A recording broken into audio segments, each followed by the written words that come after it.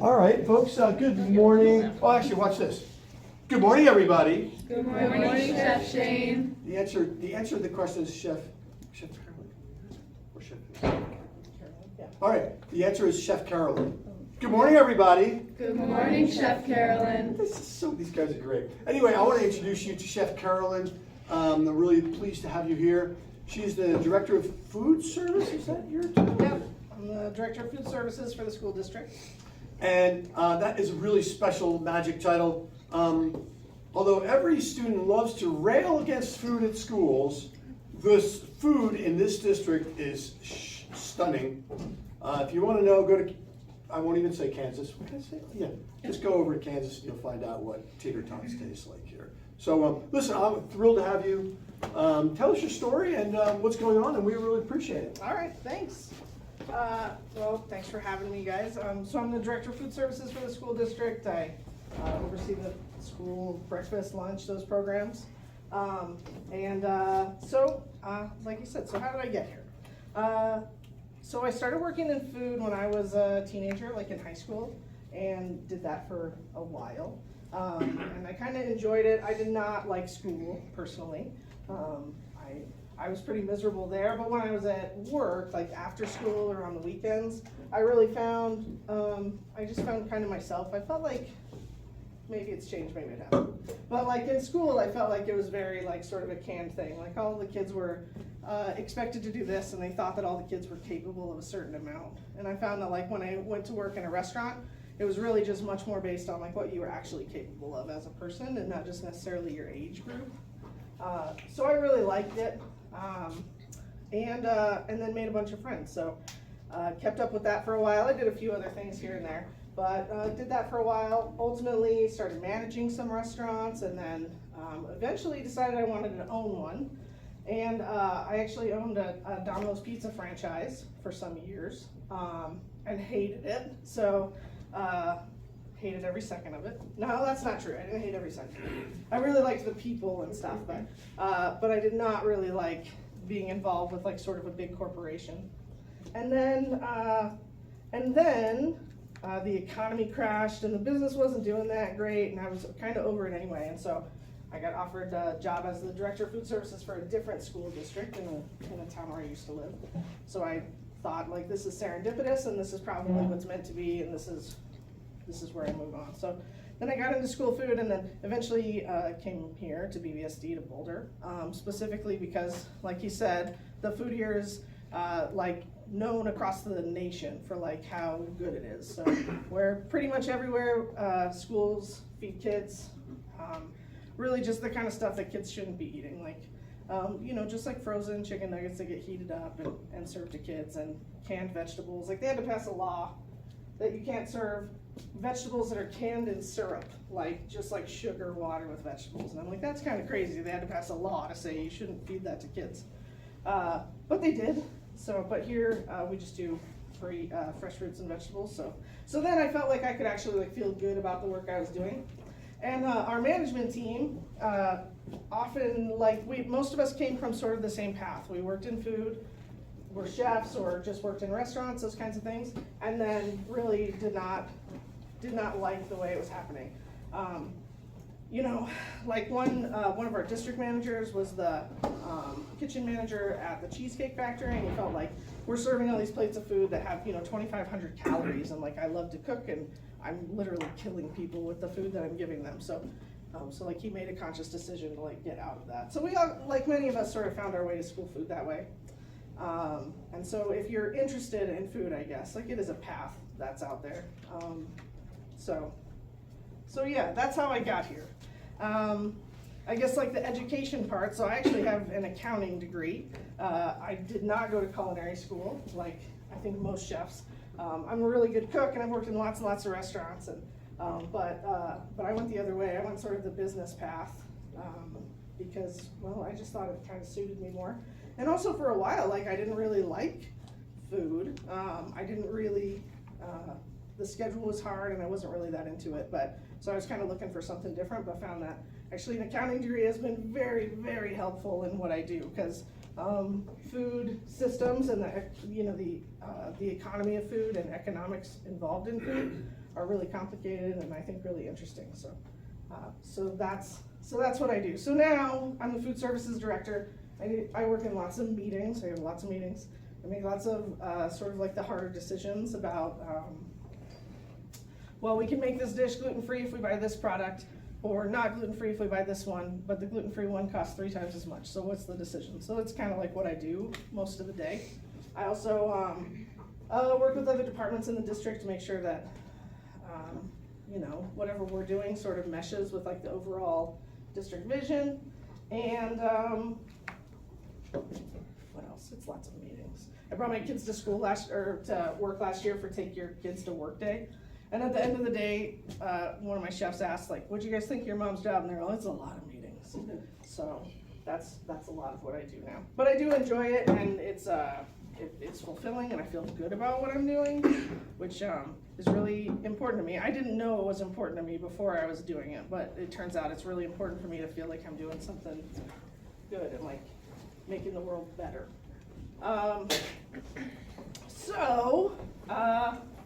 Let's see. So it's one of those kind of paths that you can take. I should have brought my notes. I left them in a bag. But so it's one of those paths you can take going into school food. But I've worked in lots of other restaurants too, and I think I myself was just talking about kind of what isn't that great about working in food. But the truth is, like, working in food can be really great. I've worked in some other things too, and I will say that, like, working in food, you make friends with the people that you're working with, like, more than I think in like any other industry. When people are like working in a kitchen and you're prepping for that evening, and a lot of times it becomes just kind of mundane work that you can do without thinking about it. And so the people you're working next to, like, inevitably you just become friends with. And so because of that, pretty much all of my best friends, the people that I'd like drop anything for, almost all of them came from restaurants at some point along the way. So I really value that part of it. Like, there's a camaraderie in working together in kitchens that you don't really see elsewhere. And now that I've kind of left working directly in kitchens and now work like in an office, I very much like see the difference. That there are people that work, like, even in my office that work for me, and I don't really know anything about them. Like, I know how they do their job, I know what they do. I don't know their kids' names, I don't know what they do for fun on the weekends, like, none of it. But when you work in a kitchen, like, you know all that stuff about people. And you learn about lots of different people. So probably another thing that I loved about working in kitchens, and still do, is that you meet so many different people that you would never meet any other way. So people from all walks of life. Lots and lots of immigrants, but more than immigrants, I find that, like, our society a lot of times is very segregated socioeconomically. And what's kind of cool about working in kitchens is that they often are not. So, you know, business owners or like your head chef, like those kind of people tend to be higher up on the economic scale. And then you're kind of go all the way down to the very bottom. And so I'm really grateful for that. I've worked with a lot of people from a lot of different places and a lot of different homes that I have a lot of respect for, and found that, like, I really love these people, and it really has nothing to do with how, like, where they came from. So it's just about, like, how they are in my presence. To back up a little bit, when I was a kid, I was like a painfully shy kid. Sorry. It was also an early morning for me. So I was a really, really shy kid. They wanted to hold me back in kindergarten because I hadn't said one single word to any adult in the whole school at that point. And they said, like, well, she seems smart enough, but she won't talk at all. And, like, my brain, I was just shy, like, and my brain would just kind of turn off when somebody would talk to me. I just didn't really have a response. It wasn't that I was, like, scared or frozen or anything. It was just like, there was just nothing that came to mind to, like, say to people. And that really continued, like, up through high school. I had friends and stuff, you know, and eventually it got a little better, but I still was just really shy, and it kind of sucks to be that shy because it's hard to, like, go through life and sort of be a little bit concerned about, like, people are going to talk to me or I'm going to have to talk to people. I still kind of feel that way, but so one thing I liked about food, though, is when I got out there and got into, like, the service industry, I started seeing people that were really good at it.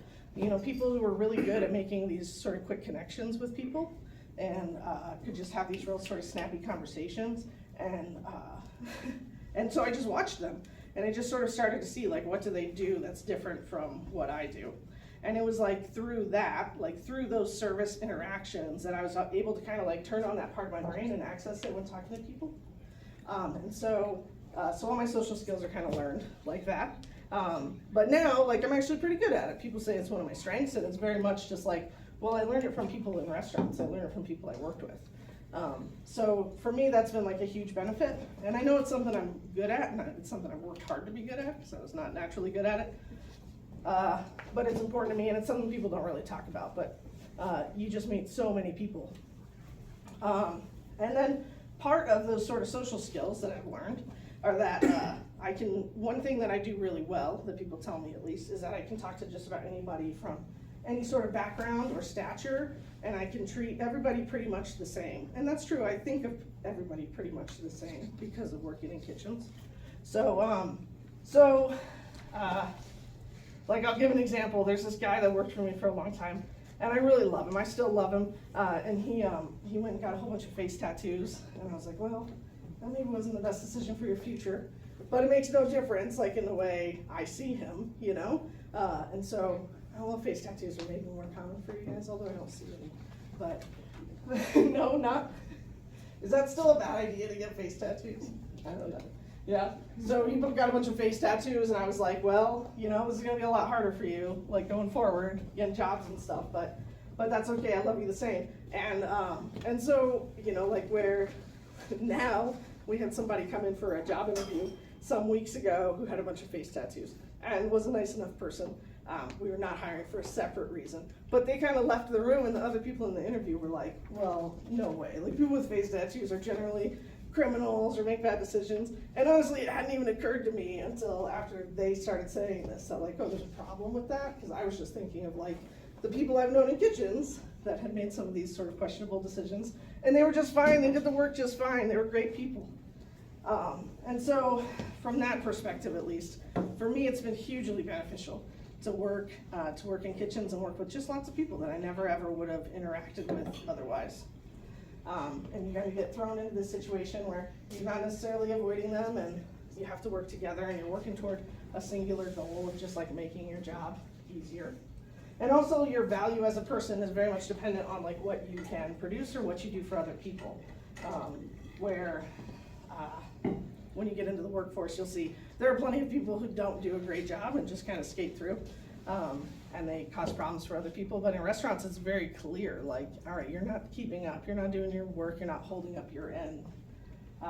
And so I always just really like that there's sort of like that metric that you can use to honestly kind of judge a person that has nothing to do with like these external factors they can't really help. You're just judging them on what they can help and what they can do. Let's see. Any questions about any of that? I'm not surprised.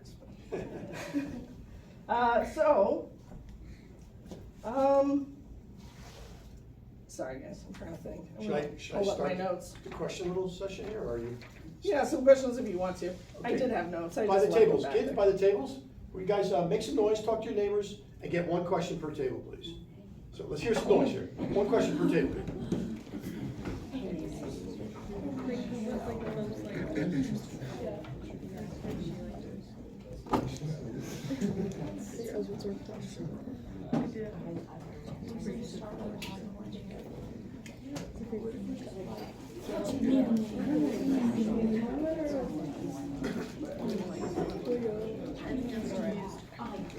Young future chefs, you got about 10 seconds here left for a question per table. I'm not sure we're going to take them yet, but we'll do them certainly today. Another 3 seconds. Chef Carolyn, do you want to continue, or should we bust out the question session here? I'm at your disposal. We can do questions. I have some questions for them too. So. Ooh, I like it. Yeah. All right. Gentlemen back here, let's hear it. Let's give the chef a question here. What types of restaurants have you worked in? So I worked in pizza restaurants, and I've worked in sort of lots of different kind of quick service counter restaurants. My very first job was at a movie theater, like on the concession stand, like serving popcorn and stuff. I don't know if it, well, I mean, I guess it sort of counts. And I've worked in lots of different places, different back of the house restaurants in front of the house, like line cooks. I would say just pretty much run the gamut. Yeah. Although what I was really good at was the quick service stuff. which will segue into the next bit I'll tell you about real quick, which is another thing I really love about food is that it moves very quickly. And so, you know, even now, the people like in our management levels who came from kitchens, like our meetings tend to be very, very fast and just sort of like on point. And in kitchens, like if the food is wrong, you're not gonna like take the time to say it really nicely and pick the right words and like find the right moment to tell this person like, no, it's like the food is wrong, you just gotta fix it and you have to do it right now, right? And I think that that sort of carries through with a lot of people who work in kitchens, like into their lives and become really efficient communicators and really fast. I personally get really frustrated with people who won't just spit it out, like just tell me, like just hurry up and like just get to what the issue is. And so that is pretty universal though, I think in food. Food is like a business of seconds and minutes and not like days and weeks. And so, so that's something that I always really liked and is pretty universal in just about every kitchen or restaurant I've worked in. Next kitchen, table over here, Jonathan. We're curious what your goals are for the future. So my goals for the future right now revolve all around like food for kids in VBSD. So we want to expand local purchasing. Right now we buy a lot local. We'd like to do more, and I think as more and more people are, you know, start doing different businesses locally, like bakeries and those kinds of things, we want to work with them. And then also we take very seriously at PBSD that we think we do it right. So the way that we feed kids is how we think kids should be eating like all across America. So we work with about 100 school districts every year on how to transition their own kitchens to scratch cooked food with fresh fruits and vegetables, how to pay for it, how to make it worth it. And so pretty much the goals are just to try and push the message out there and get school districts beyond BBSD doing this. Next table up here, please. Did you like your food growing up as a kid at your school? No. Okay. No, we had, I usually didn't eat it.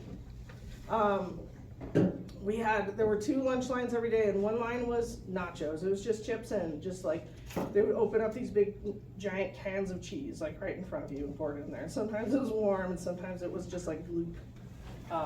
And then the other line would have something else, like 80% of the time it was like pizza or breadsticks and then something like that. No, the food was terrible. Absolutely terrible. Next table here, please. What's your favorite thing to cook? My favorite thing to cook, I really love cooking Korean barbecue. Yeah. There's these Korean ribs, they're called kalbi, and it's like a really delicious kind of cut. They're a cross-cut ribs, so like where ribs typically have like the long bones and the meat in between, like these bones get cut crossways, so you just have these tiny sort of little pieces of bone in there, and the meat gets really tender, and you marinate it for a long time with like sugar and acid, sometimes kiwi, something like that, that'll kind of break it down and make it really soft. And it's like a sweet meat. Anyway, that's my favorite thing. And if you guys ever get the chance to try it, you should. They don't have it that many places, but it's really, really fantastic. Great answer. Y'all, right here. Do you choose like what food items are served at the schools? Yes and no. So yes, in that we do a menu every year. So like actually right now, we're working on finalizing the menu for next year already. Because we just use a lot of food. So we cook about 15,000 servings every day, like in our central production kitchen. So to be able to secure that much food in advance, you have to start really early. So we're finishing up our menu now for next year, and then we'll make some tweaks and changes like along the way, but mostly it's done. As far as like what my role is, well, so I can kind of say like, hey, I think we need something spicy like around here. So. And I'll sort of ask the chef, think of something spicy, and maybe it's something good, maybe it's not. Or I'll say like, hey, I think we need, like kids, we've gotten a lot of good feedback on like the ramen that we serve. So it's like, we should do more ramen stuff. So we're doing like, we have another ramen on the menu next year, we're doing a pho next year.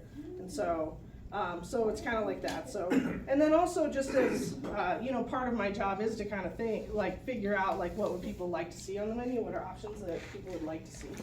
We do some surveys and stuff like that, but it's also just kind of about watching like the trends of business, of restaurants like in America, and seeing like what does it look like people want. Like right now, like there are a lot of hot pot places opening, for example, so it kind of coincides with like the kids are saying they really like the ramen, you know?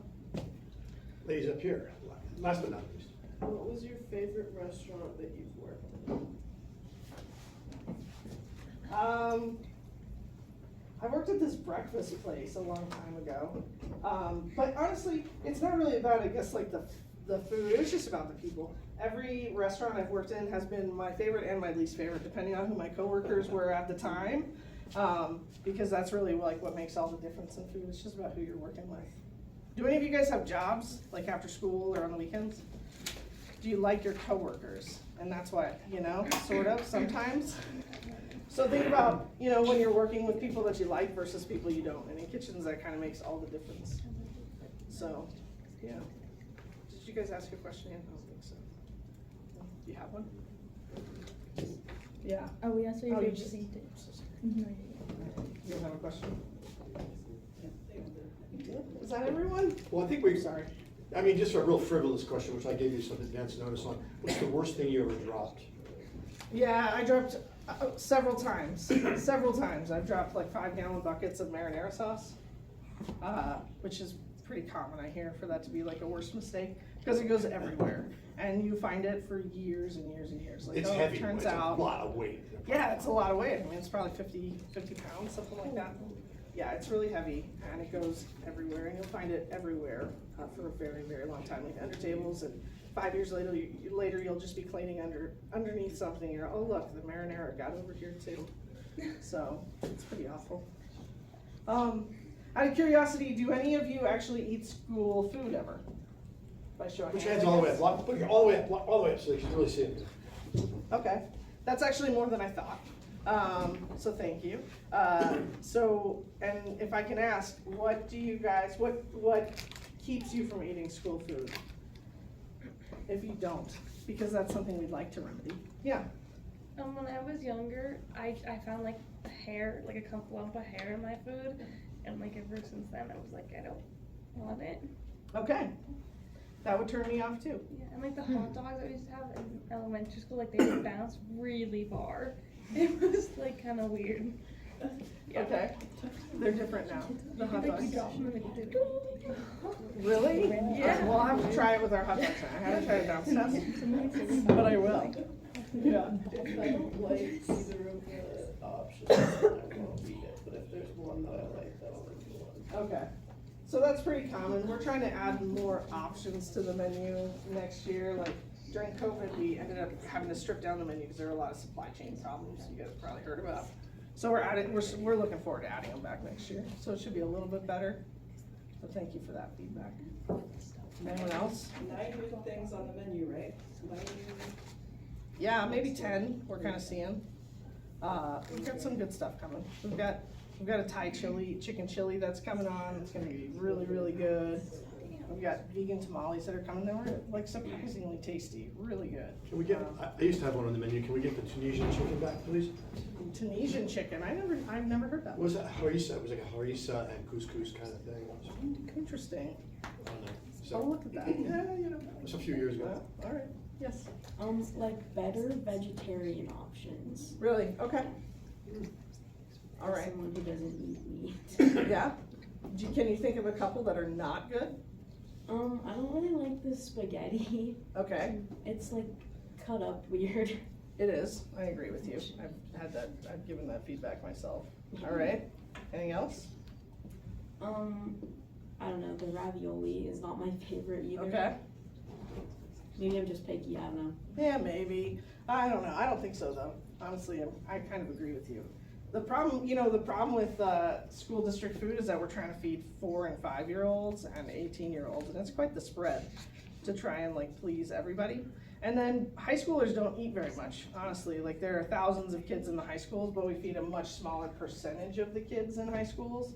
Like in the elementary schools, it'll be 70 or 80% of the kids that'll eat lunch at school every day, and in high schools, it's like 20, So like what ends up happening though, is that like all restaurants, it ultimately is kind of a business, right? So we end up kind of just trying to please the 70 or 80% of elementary school kids that are eating.